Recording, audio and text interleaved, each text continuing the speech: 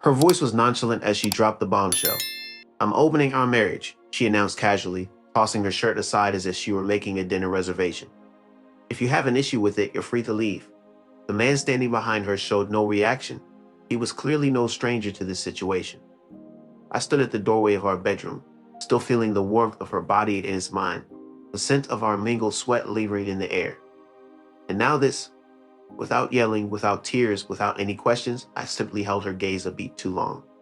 She couldn't meet my eyes, avoiding any real connection.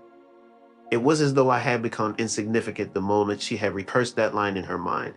I left the room, the house, and by morning, I had left behind the world she inhabited.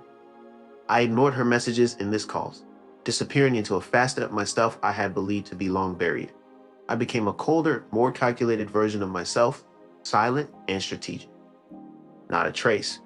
She left the house without leaving behind any notes or tears, only a sense of absence. Perhaps she viewed this as a display of weakness. She always seemed to underestimate the calm that often precedes a storm. Having lived with her for a significant amount of time, I could detect the traces of her lies well before that fateful night. Her smile would tense up when her phone vibrated. There was a faint hint of cologne that was unfamiliar to me, and she had stopped showing affection unless she needed something.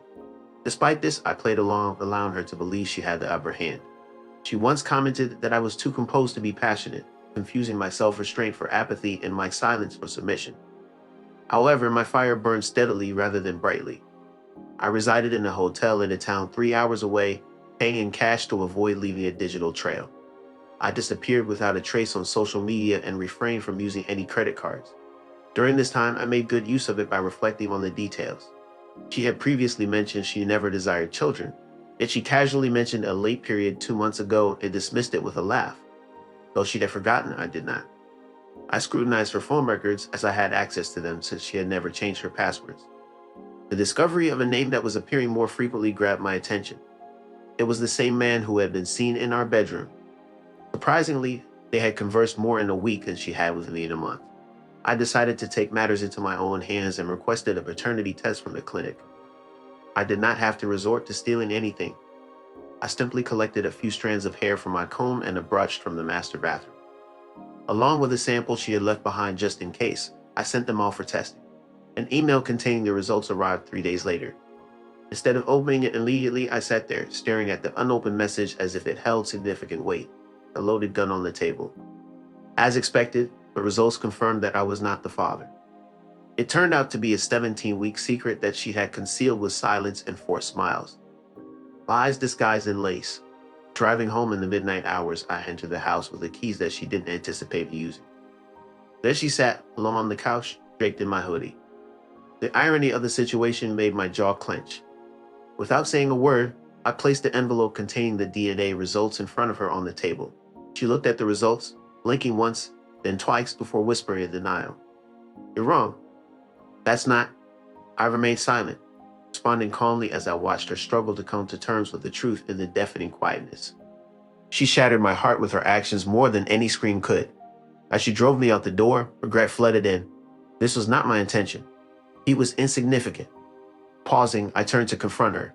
"You were the one who proposed an open marriage. This is the consequence." My voice remained calm, but that seemed to unsettle her the most. "I was only testing you," she pleaded, her desperation evident. "I thought you would fight for us." Stepping closer, I could see the vulnerability in her facade. "Testing loyalty does not involve inviting betrayal into our relationship," I explained. I then revealed the incriminating text she had sent him. "He's dull. I'll find a way to get rid of him. Let's make him disappear." Her face drained of color. "I never meant for her." She succeeded. I informed her, "I'm leaving." 3 days later, news reached me of what had occurred. She had been discovered screaming in the kitchen, her hands stained with his blood. Evidently, he had also walked away from her. It turns out men like him do not establish homes. They simply borrow the keys. She had stabbed him when he insulted her as a mistake. How tragically poetic. She had welcomed chaos in and then pleaded for its love. They reached out to me asking if I would speak. I found myself laughing for the first time in weeks on her behalf. "No," I told myself, "I'm nobody to her now."